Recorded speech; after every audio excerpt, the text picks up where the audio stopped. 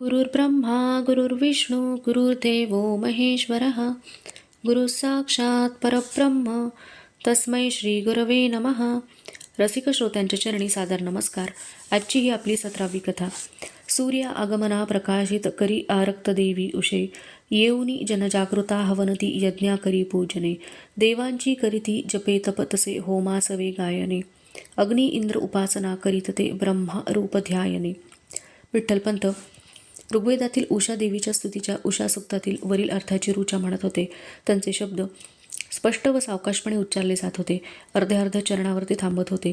त्याचे पुनरुच्चारण ऐकल्यावर ते पुढील अर्धा चरण म्हणत होते आणि अशा प्रकारे त्यांच्या समयेत शिष्यरूपाने त्यांचे दोन्ही मुलगे निवृत्ती ज्ञानदेव हजर होते. उषा स्तवनाच्या पहिल्या पाठापासून मुलांच्या विद्याग्रहणाला विठ्ठलपंतांनी प्रारंभ केला होता. आतापर्यंत त्यांनी पिता या नात्याने शिकवले होते, पण ब्रह्मवृंदाच्या धर्मसभेतील एकूण वातावरण पाहता त्यांच्या असे लक्षात आले की आपल्या मुलांच्या मुंजी होणे अवघड आहे आणि मुंजी जर वेळेवर झाल्या नाहीत तर त्यांचे शिक्षण तरी कसे होणार व केव्हा होणार. तेव्हा शास्त्री बुवांनी सुचवल्यावरून विठ्ठलपंतांनी मुलांना स्वतःच शिकवण्याचा निर्णय घेतला व त्यासाठी रुक्मिणीचीही संमती मिळवली होती आणि त्याची मुहूर्तमेढ चैत्र पाडव्याला करण्याचे ठरवले होते. त्याप्रमाणे आज सकाळपासून उषा देवीच्या स्तुती स्तोत्राने त्यांनी हे ज्ञानसत्र सुरू केले होते. विठ्ठलपंत दोघांना उद्देशून म्हणाले, बाळांनो, आता या उषेच्या प्रभेकडे पहा, त्या तेजाचे ध्यान करीत डोळे मिटा. दोघांनी त्याप्रमाणे केले. झोपडीच्या शेजारील टेकाडावर या त्रिमूर्ती उभ्या होत्या. पूर्वेकडील प्रकाशामुळे त्यांच्या पाठमोऱ्या आकृत्या रुक्मिणी झोपडीच्या दारातून निहाळीत होती. सोपान मुक्ता झोपलेली होती. क्षितिजावर रक्तिमा उधळत सूर्यदेवाचे आगमन होत होते. सूर्याची तेजस्वी कड क्षितिजाला टेकलेली विठ्ठलपंतांनी पाहिली व निवृत्ती ज्ञानदेवाला ते म्हणाले, निवृत्ती ज्ञानदेवा, तुम्ही डोळे उघडा. हा सूर्य उदयाला येत आहे, तेव्हा आपण सूर्याची स्तुती करूयात. देवा यज्ञ रहस्य जाणत असे ज्ञानी प्रकाशी पपी, तेजस्वी कनकी जनाहित रती बैसे रथी हा पपी, स्तोत्राणे तुझला स्तवीती उदयी जय पाहती ये पपी, संपत्ती तव ठेव भक्तगण हे पावे कृपेने पपी. विठ्ठलपंतांनी सवितृ स्तुतीच्या सुक्तातील ऋग्वेदातील वरील अर्थाची ऋचा अर्ध्या चरणाने म्हटली व त्याप्रमाणे त्यांच्या मागून निवृत्ती ज्ञानदेवांनी ती म्हटली. विठ्ठलपंत म्हणाले, बाळांनो, आपणाला होम करून त्यात हवन करण्याचा अधिकार नाही, पण निसर्गाने सूर्यरूपी अग्निकुंड पेटवूनच ठेवले आहे. त्याच्या समृद्ध ज्वाला या जगाला प्रकाश देत आहेत. तेव्हा आपण या अग्निकुंडात स्तवनरूपी हवन करून त्याची पूजा करूयात व त्याला प्रार्थना करू. असे म्हणून विठ्ठलपंतांनी सूर्यसुक्ताची खालील अर्थाची एक ऋचा म्हटली. तेजस्वीनी बहुप्रसिद्ध अनला ज्ञानी विधाता तसा, निर्दोष स्तवना प्रदीप्त अमुचे होई स्वीकारी अशा, आम्हा तू धनदे प्रसन्न बहुधा होऊनी गाई तशा, संपत्ती पशु सत्य धान्य निकरी संपन्न दे वैभवा. सर्वांनी एका दीर्घ ओंकाराच्या ध्वनीने आसमंत भरून टाकला व नमस्कार करून ते झोपडीकडे वळले. रुक्मिणीने दारात ओवाळण्याची तयारी ठेवली होती. तिघेही दारात येताच तिने तिघांच्या पायांवर पाणी घालून त्यांच्या कपाळी कुंकू रेखले व आरती ओवाळून त्यांना आत घेतले. देव्हाऱ्यातील गोपाळकृष्णापुढे विठ्ठलपंतांनी दोघांना बसवले. तेही एका बाजूला बसले. ओंकाराचा उच्चार करून विठ्ठलपंतांनी ओंकाराचे महत्त्व सांगितले. विठ्ठलपंत म्हणाले, बाळांनो, ऐका. ओंकार हेच शब्द ब्रह्म आहे, सगुण ब्रह्म आहे, आदी ब्रह्म आहे. निर्गुण निराकार ब्रह्माचे ते वाचक निर्देशक आहे. याच्या जपानेच ब्रह्मदेवाला सृष्टी उत्पत्तीचे सामर्थ्य प्राप्त झाले. ओंकार हेच वर्णमालेचे मूळ आहे. या ओंकारापासून सर्व वेद व मंत्र तयार झाले. म्हणून ओंकार हाच सर्व मंत्रांचा राजा आहे, सर्वश्रेष्ठ आहे. तेव्हा याची उपासना केल्यास, जप केल्यास सर्व सामर्थ्य प्राप्त होते. ओंकार हे गणेशाचेही स्वरूप आहे, गणेश विद्येची देवता आहे. तेव्हा गणेशरूप ओंकाराचे प्रथम स्मरण करून आपण या पाठाला सुरुवात करू. असे सांगून विठ्ठलपंतांनी ओंकाराचे महत्त्व, श्रेष्ठत्व समजावून सांगितले. श्री गणेशाचे ओंकार स्वरूपही स्पष्ट करून सांगितले व शेवटी ओंकाराची उपासना त्यांना करावयास सांगितली. 2 घटका ओंकाराचा जप झाला. थोड्याच वेळात निवृत्ती ज्ञानदेव विठ्ठलपंतांच्या समोर येऊन उभे राहिले. विठ्ठलपंत म्हणाले, बसा निवृत्ती ज्ञानदेव. ओंकार या शब्दब्रह्माचे दृश्य स्वरूप म्हणजे हे 4 वेद आहेत. त्यातील ऋग्वेद, यजुर्वेद व सामवेद हे 3 मुख्य वेद आहेत, पण त्याचबरोबर अथर्व मंत्रांना सुद्धा 4था वेद म्हणून मान्यता दिली गेली. सारांश रूपाने मी तुम्हाला ऋग्वेदाची माहिती देतो, त्यानंतर आपण त्यातील ऋचांचा विचार करू. ज्ञानदेव मध्येच विचारतो, पण बाबा ऋग्वेद ह्या शब्दाचा अर्थ काय? विठ्ठलपंत म्हणाले, ज्ञाना. ऋक म्हणजे संपत्ती, ठेवा. वेद म्हणजे जाणा, समजून घ्या. संपत्ती म्हणजे ज्ञानाची संपत्ती, विद्येची संपत्ती जाणून घ्या असा अर्थ होतो. निवृत्ती ज्ञान जाणून घ्या असे का म्हटले आहे? ज्याप्रमाणे कष्ट केल्याशिवाय धनप्राप्ती होत नाही, तसे विचार चिंतन केल्याशिवाय ज्ञानप्राप्ती होत नाही. ऋग्वेदातील मंत्ररचना ही सुप्त अर्थाची आहे. उपमा, अलंकारांनी, दृष्टांतांनी, वेगवेगळ्या रूपकांनी परमेश्वराचे वर्णन यात केलेले आहे. त्याची स्तुती स्तोत्रे गायली आहेत. निर्गुण निराकार परमेश्वराचे स्वरूप स्पष्ट करण्याचा प्रयत्न केला आहे. अनेक ऋषीमुनींनी या परमेश्वराचे स्वरूप स्पष्ट करताना वेगवेगळ्या देवतांची रूपे त्याला दिलेली आहेत. ऋग्वेदात पंचमहाभूते, पृथ्वी, सृष्टी, सप्तभुवने यांच्या निर्मितीचे रहस्य वर्णन केले आहे. पण ते सर्व स्तुती स्तोत्रांच्या रूपाने असल्याने सहज वाचून समजत नाही. तर त्यासाठी गुरुकुलात राहून ही विद्या संपादन करावयास पाहिजे. मगच त्याचे योग्य ज्ञान होते. म्हणून त्यांना वेद म्हटले आहे. शिवाय ज्ञानदेवा, जाणा हा आदेशच आहे.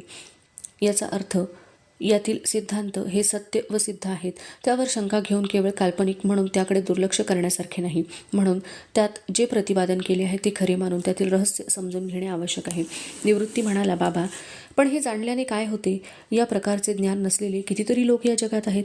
त्यांचे जीवन कुठे अडल्यासारखे वाटत नाही.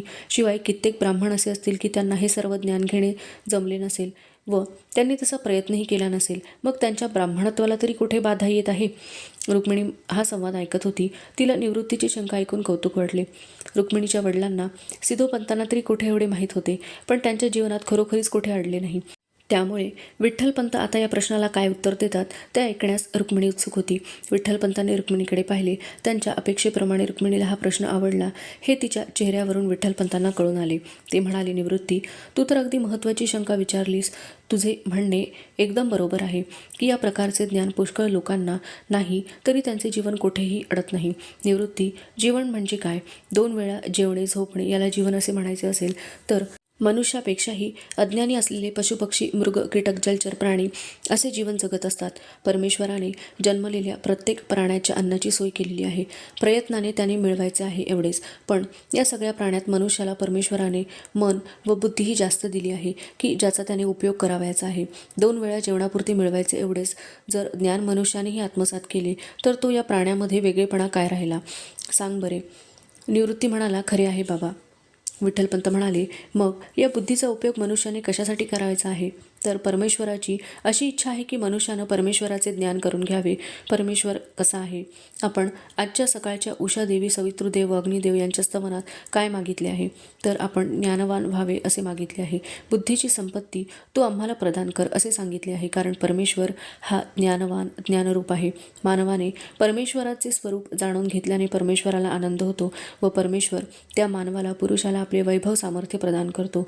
तो पुरुषही परमेश्वर स्वरूप होतो. दुसरी महत्त्वाची गोष्ट म्हणजे जन्ममरणाचे चक्र व 84 लक्ष योनींचा फेरा चुकवण्यासाठीही हे ज्ञान आवश्यक आहे. जे लोक ज्ञान प्राप्त करून घेत नाहीत त्यांना अनेक योनीतून फिरावे लागते व वारंवार जन्ममरण भोगावे लागतात. म्हणून हा भोग टाळण्यासाठी आपण हे ज्ञान प्राप्त करून घेतले पाहिजे. निवृत्ती, ज्ञाना, तुम्हाला या गोष्टी एकदम समजणार नाहीत, हळूहळू समजतील. तरीही तुम्हाला जी शंका येत असेल ती तुम्ही विचारत जा. निवृत्तीने विचारलेल्या प्रश्नाचे विठ्ठलपंतांनी दिलेले उत्तर ऐकून रुक्मिणीचे समाधान झाले. निवृत्ती ज्ञानाला ते कितपत समजले असेल ते असो, पण ते दोघेही म्हणाले, बाबा तुम्ही आम्हाला शिकवा आणि आम्ही ते सर्व शिकून घेऊ. विठ्ठलपंतांना हे शब्द ऐकून आनंद झाला. त्यांनी दोघांना 2 बाजूंना मांडीवर घेतले व त्यांच्या मस्तकाचे अवग्रहण केले. विठ्ठलपंत पुढे म्हणाले, निवृत्ती, ज्ञाना, तुम्ही जेवढे शिकाल तेवढे मी तुम्हाला शिकवीन. निवृत्ती, ज्ञाना दोघेही मांडीवरून उठून सोपान मुक्ताकडे गेली. सोपान मुक्ताला खेळवत होता. चुलीवर आज काहीतरी गोड शिजत होते, कारण आज पाडवा होता व शिवाय निवृत्ती ज्ञानदेवाचा आजचा गुरुकुलातील पहिला दिवस होता. विठ्ठलपंतांनी झोपडीलाच गुरुकुलाची उपमा दिली. ती रुक्मिणीने ऐकली होती तेव्हा पहिल्या 2 शिष्यांसाठी तिने पुरण घातले होते. विठ्ठलपंतांची शिकवण्याची पद्धत फारच चांगली होती. मुलांना शिकवण्याची मुभा मिळाल्याने त्यांना फार आनंद झाला होता. मुलांना स्वतःच शिकवावे अशीच त्यांची मनीषा होती. म्हणजे योग्य ते संस्कार त्यांच्यावर करता येतील असे त्यांना वाटत होते. पण ज्या परिस्थितीत त्यांच्याकडे ही कामगिरी आली होती त्याचे त्यांना वाईट वाटत होते. संन्यासाश्रमातून गृहस्थाश्रमात प्रवेश केल्यामुळे समाजाने ज्या प्रकारे परिस्थिती उभी केली आहे व या समस्येतून मार्ग निघणे अवघड आहे याची जाणीव झाल्यामुळे विठ्ठलपंतांना आयुष्य जड झाले होते. झालेला दृष्टांत व त्यानंतर जन्माला आलेली ही मुले या कारणानेच ते केवळ दिवस काढत होते. आता त्यांना अशी घाई झाली होती की जवळ असलेल्या ज्ञानाचे संक्रमण या 2 मुलात जितक्या लवकर होईल तितक्या लवकर करावे, कारण पुढे कदाचित धर्मसभा भरून देहांत प्रायश्चित्त सांगितले गेले तर वेळ मिळणार नाही असा त्यांचा अंदाज होता. म्हणून त्यांनी पूर्ण दिवसाचे शिकवण्याचे असे वेळापत्रक तयार केले होते. सकाळच्या 2 प्रहरात वेदांचा अभ्यास, मध्याह्नानंतर 2 प्रहर कथारूपाने पुराणांचे ज्ञान, संध्याकाळी वैज्ञानिक गोष्टींचे ज्ञान व व्यवहार ज्ञान व रात्री देवतांच्या स्तुतिस्तोत्रांच्या रूपाने काही पाठांतर. या प्रकारामुळे दिवसभरात अनेक विषय बदलतात, अभ्यासाचा दबाव येतो असेही मुलांना वाटत नाही व ज्ञान हे विज्ञान सहित दिले जाईल. दुसऱ्या एका महत्त्वाच्या गोष्टीचा विचार विठ्ठलपंतांनी केलेला होता व तो म्हणजे निवृत्ती व ज्ञानदेव यांना विठ्ठलपंत शिकवणार व त्या दोघांनी पुढे सोपान मुक्ताला शिकवावे. अशा पद्धतीने सर्व मुले शहाणी व्हावी अशी त्यांची योजना होती व ती पूर्णत्वाला जाईल असेही त्यांना वाटत होते. विठ्ठलपंतांनी निवृत्ती ज्ञानदेवाला हाक मारली. दोघेही विठ्ठलपंतांसमोर येऊन बसली. विठ्ठलपंत म्हणाले, निवृत्ती ज्ञानदेवा, देव कोठे राहतात? ज्ञानदेव म्हणाला, देव आकाशात राहतात. निवृत्ती म्हणाला, बाबा, सकाळी आपण उपासनेत उषा स्तोत्र म्हटले, त्यात देवयज्ञ लोक करू लागतात असे म्हटले आहे. तो देवयज्ञ म्हणजे काय? विठ्ठलपंत म्हणाले, बाळांनो, यज्ञ अनेक प्रकारचे आहेत. देवांसाठी केलेला यज्ञ तो देवयज्ञ होय. निवृत्ती म्हणाला, बाबा, यज्ञ केल्याने काय होते? विठ्ठलपंत म्हणाले, निवृत्ती, यज्ञ याचा अर्थ त्याग. देवांसाठी केलेला त्याग त्याला देवयज्ञ म्हणतात. अग्नी ही सुद्धा एक देवता आहे. देव स्वर्गात राहतात, मनुष्य पृथ्वीवर राहतो. आणि समजा काही वस्तू देवाला द्यावयाच्या असतील तर त्या देवाला स्वर्गात कोण नेऊन देणार? म्हणून अग्नी ही देवता यज्ञकुंडात टाकलेले हवीर द्रव्य त्या देवतेला नेऊन देते. म्हणून स्तुती करणाऱ्या ऋषीमुनींनी अग्नीची स्तुती केली आहे. अग्नीला देव व मनुष्य यातील दुवा मानला आहे.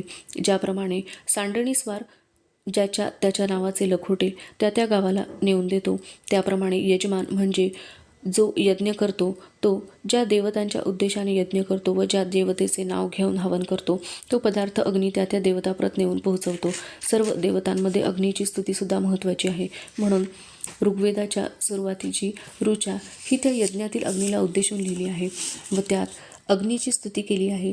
मी ऋचा म्हणतो, तुम्ही माझ्या मागून म्हणा. ओम अग्निमिळे पुरोहितम यज्ञस्य देव मृत्युजम होतारम रत्नधातमम. याचा अर्थ यज्ञात पुढे स्थापन केलेल्या प्रज्वलित देवांना बोलवणाऱ्या ऋत्विज व अत्यंत ऐश्वर्यसंपन्न अग्नीची मी स्तुती करतो. विठ्ठलपंतांच्या मागून निवृत्ती ज्ञानदेव यांनी ऋग्वेदाची पहिली ऋचा म्हणून ज्ञान प्राप्तीचा श्री गणेशा केला.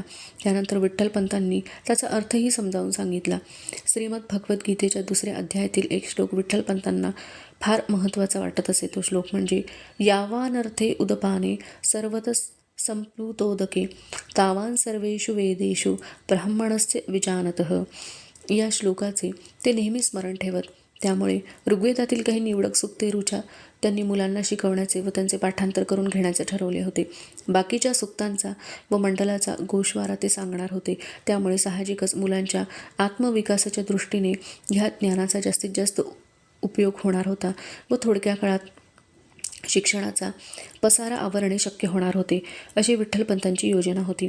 विठ्ठलपंतांच्या समोर निवृत्ती ज्ञानदेव बसले होते. विठ्ठलपंत म्हणाले, पूर्वीच्या ऋषीमुनींनी निसर्गाचा सखोल अभ्यास केला होता. त्यातून प्राप्त झालेल्या ज्ञानाची पेरणी त्यांनी देवतांच्या स्तुतिस्तोत्रांमध्ये केली आहे. त्यामुळे ही स्तुतिस्तोत्रे म्हणजे केवळ काहीही विशेषणे लावून देवांची स्तुती केली आहे असे नाही, तर आता ही ऋचा पहा असे म्हणून विठ्ठलपंतांनी मुलांना संस्कृत ऋचा म्हणून दाखवली व तिचा अर्थही स्पष्ट करून सांगितला. व पुढे ते म्हणतात, उषा देवीच्या मागे सूर्य किती लांब असतो याचे प्रमाण या ऋचेमध्ये दिले आहे. ते म्हणजे 30 योजने दूर, म्हणजे उषेच्या आगमनानंतर किती वेळाने सूर्योदय होतो याचा अंदाज काढता येतो. तसेच सूर्यप्रकाशाची जाणीव सूर्योदयापूर्वी किती वेळ आधी होते हेही समजते. त्यानंतर विठ्ठलपंतांनी सूर्याच्या गतीवरून कालमापन कसे होते हेही मुलांना समजावून सांगितले. संध्याकाळची वेळ होती. मुक्ता विठ्ठलपंतांच्या मांडीवर बसली होती. सोपान रुक्मिणीच्या मांडीवर बसला होता. निवृत्ती ज्ञानदेव विठ्ठलपंतांच्या शेजारी बसले होते. सूर्यास्ताची पश्चिमेकडील लाली हळूहळू कमी कमी होऊ लागली होती व अंधाराचे साम्राज्य भोवताली पसरू लागले होते. आकाशातील देवांचे दिवे हळूहळू पाजळू लागले होते आणि हे दृश्य पाहून निवृत्ती ज्ञानदेवाला आनंद झालेला त्यांच्या चेहऱ्यांवर दिसत होता. ज्ञानदेवाने विचारले, बाबा, या चांदण्या आताच कशा हो दिसू लागल्या? सूर्यदेव असताना त्या विजलेल्या होत्या का? आणि म्हणून अंधार पडू लागताच देवांनी त्या लावल्या आहेत. विठ्ठलपंत म्हणाले, ज्ञानदेवा, तू लहान होता सोपाना एवढा, म्हणून तुला त्यावेळी तसे सांगितले होते. पण तसे नसते. लहान असल्याने तुला त्याचे कारण कळले नसते. तर त्याचे खरे कारण असे आहे. ज्ञाना, सूर्य उगवल्यावर आपण घरातील दिवा लावला तर त्याचा प्रकाश पडेल का? ज्ञानदेव म्हणाला, नाही. विठ्ठलपंतांनी विचारले, का? ज्ञानदेव म्हणाला, कारण दिवा छोटा, त्याचा प्रकाशही लहान, पण सूर्य मोठा, त्याचा प्रकाशही खूप मोठा आहे. विठ्ठलपंत म्हणाले, एकदम बरोबर. तसेच या चांदण्या दिवसाही असतात, पण सूर्यप्रकाशात त्या दिसत नाहीत. सूर्य अस्ताला गेला की त्या दिसू लागतात. म्हणून आपल्याला वाटते की त्या रात्रीच दिसू लागतात, म्हणजे देव त्या पाजळतात. पण ज्ञाना, ही सुद्धा देवाचीच किमया आहे. पूर्वीच्या ऋषीमुनींनी निसर्गाचे हे सामर्थ्य, वैभव पाहिले, म्हणून त्यांनी त्याची स्तुती केली आहे. सकाळच्या संधी प्रकाशाला उषा म्हणतात, तर हिला निशा म्हणतात. निशा म्हणजे रात्र. ऋषींनी यांना बहिणी म्हटले आहे, कारण त्या दोघी एकमेकांच्या मागे धावत असतात व त्यामुळे दिवस रात्र होतात. अशाच अर्थाचे एक उषासुक्त आहे. निवृत्ती म्हणाला, बाबा, मग ते उषासुक्त म्हणा ना. विठ्ठलपंत म्हणाले, म्हणतो ऐका. विठ्ठलपंतांनी ऋग्वेदातील खालील अर्थाची एक ऋचा म्हटली. तेजोयुक्त असे प्रभानी करिता वर्णीय शुभ्रा उषा, सोडिते जगता तमोमय तशी कृष्णाही रंगी निशा, धावनी जगती क्रीडा भगिनी या दोघी करुणी अशा, पाठोपाठ दिवा निशा जीवनी या दे रंगवूनी तशा. आणि मग विठ्ठलपंतांनी दिवसरात्र कसे होतात, सूर्यभ्रमण चंद्रभ्रमण कसे होते, त्यात मास पक्ष कसे होतात, तिथी म्हणजे काय, तिचा चंद्र सूर्य उगवण्याशी काय संबंध आहे, तिथीवृद्धी व तिथीक्षय कसे होतात, सूर्यसंक्रमण म्हणजे काय, चांद्रमास व सूर्यमास यांचे नाते काय, त्यामुळे अधिक मास कसा येतो, पंचांग म्हणजे काय, ग्रहणे कशी होतात, नक्षत्र व राशी यांचा संबंध काय, अशा प्रकारे सर्व गोष्टींची माहिती रात्रीच्या या बैठकीत विठ्ठलपंतांनी मुलांना हळूहळू दिली. ग्रहणाची माहिती देत असताना ज्ञानदेवाला आठवले की क्षुद्र लोक ग्रहणामध्ये दान मागतात. ते म्हणतात, दे दान सुटे गिराण. ते आठवून ज्ञानदेवाने विचारले, बाबा, चंद्र सूर्य व पृथ्वी यांच्या गतीवर जर ग्रहण होते तर मग हे दान सुटे गिराण, दान द्या मग ग्रहण सुटेल, असे का ते लोक म्हणतात? विठ्ठलपंत म्हणाले, ज्ञानदेवा, ग्रहण काळात दानधर्म करावा, कारण तो पुण्यकाल असतो व पुण्यकाळात दानधर्म केला की जास्त पुण्य मिळते, म्हणून ते लोक दान मागत हिंडतात. पण त्यांच्या म्हणण्याचा अर्थ असा की दान लवकर करा, नाही तर ग्रहण सुटेल व पुण्यकाल संपून जाईल, म्हणून ते संक्षिप्त रूप करून म्हणतात, दे दान सुटे गिराण. लक्षात आले? आणि मग संक्षिप्तीकरणाने कसा वेगळाच अर्थ लागला गेला होता याची गंमत वाटून सगळे हसले. निवृत्तीने विचारले, बाबा, दान कोणी घ्यावे व कोणी द्यावे असे काही ठरले आहे का? विठ्ठलपंत म्हणाले, याबाबतचा जास्ती खुलासा मी श्रीगीतेचा 18वा अध्याय शिकवताना करीन. आता एवढेच सांगतो की दान घेण्याचा अधिकार त्यांनाच आहे की ज्यांचे जीवन दानावर चालते व ते सर्वसाधारणपणे भिक्षुक ब्राह्मण असतात. दान कोणीही देऊ शकतो. दान देण्याला वर्णाश्रमाचे बंधन नाही. दुसरी महत्त्वाची गोष्ट ही की दान देणाऱ्याने एखाद्याला दान देऊ केले तरी दान घेणारा जर तयार नसेल तर तो दान नाकारू शकतो. ज्ञानदेवाने विचारले, दान का नाकारतात? विठ्ठलपंत म्हणाले, दान देणाऱ्याला पुण्य मिळते व दान घेणाऱ्याचे पुण्य जाते. त्यामुळे वस्तूला भाळून दानावर जगणारे लोक शेवटी अयोग्य गतीला जातात. म्हणून जे शास्त्र जाणतात ते दानावर जगत नाहीत. निवृत्तीने विचारले, मग बाबा, आपण तर दानावरच जगत आहोत, मग आपले बरेच पुण्य गेले असेल व त्यामुळे लोकांना पुण्य मिळाले असेल. विठ्ठलपंत म्हणाले, होय निवृत्ती, आपण रोज भिक्षा मागून आपले जीवन चालवतो, त्यामुळे आपले जीवन चालवणाऱ्यांना पुण्य जरूर मिळते. आपण उद्यापासून भिक्षा मागायची नाही असे ठरवले तर काय होईल? निवृत्ती, आपद्धर्म म्हणून एक पर्याय आहे. आपण वर्णाने ब्राह्मण आहोत. ब्रह्मकर्म करण्याचे ज्ञान आपल्याजवळ आहे, पण समाजाने तो आपला अधिकार काढून घेतला, त्यामुळे आपण आपल्या उपजीविकेसाठी ते करू शकत नाही. ब्राह्मणांनी आपत्काली इतर कोणताही व्यवसाय करावा. क्षत्रिय, वैश्य वा क्षुद्र या खालच्या क्रमाने ब्राह्मण वृत्ती स्वीकारू शकतो, पण आपली परिस्थिती पाहता आपल्याला क्षत्रिय व वैश्यांची कर्मे करता येणार नाहीत. राहिला क्षुद्र, ब्राह्मणाने सेवा करावी, पण फक्त ब्राह्मणांचीच करावी असे धर्मशास्त्र सांगते. मग आपली सेवा कोणता ब्राह्मण घेणार? तर कोणीही नाही. म्हणून ब्राह्मणाला भिक्षांदेही सांगितलेली आहे. ब्राह्मणाने ब्राह्मणांच्या घरी भिक्षा मागावी, क्षत्रिय वैश्यांकडे कोरडी भिक्षा घ्यावी, क्षुद्राकडून भिक्षा घेऊ नये असं दंडक आहे. भिक्षा जी मिळेल ती घ्यावी. भिक्षा वस्तूचा परिग्रह करू नये, म्हणजे साठवण करू नये. भिक्षा आवश्यकतेपेक्षा जास्त मागू नये. भिक्षा एका गृहीच नियमित मागू नये.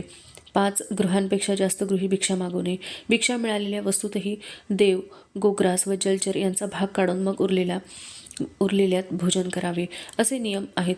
या सर्व नियमांचे आपण पालन करतो. शिवाय ब्राह्मणाने जपजाप्य करून पुण्य मिळवावे किंवा मिळवायला पाहिजे, तरच जाणाऱ्या पुण्याची भरपाई होत राहील. नाहीतर ब्राह्मणाने जर केवळ भिक्षेवर उपजीविका करून अन्य कोणतेच धर्मकर्म केले नाही तर त्याला त्या भिक्षा धर्माचाही दोष लागतो. एवढे सविस्तर उत्तर ऐकून निवृत्तीने जेव्हा मनामध्ये विठ्ठलपंतांच्या दिनक्रमाचा आढावा घेतला तेव्हा त्याला कळून आले की त्यांनी जे सांगितले त्याप्रमाणे ते वागत आहेत. तेव्हाच निवृत्तीचे समाधान झाले. मुले झोपायला गेली. रुक्मिणी विठ्ठलपंत चंद्रप्रकाशाचा आनंद घेत बसून होती. रुक्मिणी कौतुकाने विठ्ठलपंतांकडे पाहत होती. तिच्या डोळ्यातून तो भाव प्रकट होत होता. तिच्याकडे पाहत विठ्ठलपंत म्हणाले, रुक्मिणी काय पाहतेस अशी? रुक्मिणी म्हणाली, तुमच्याविषयी अभिमान वाटतो मला.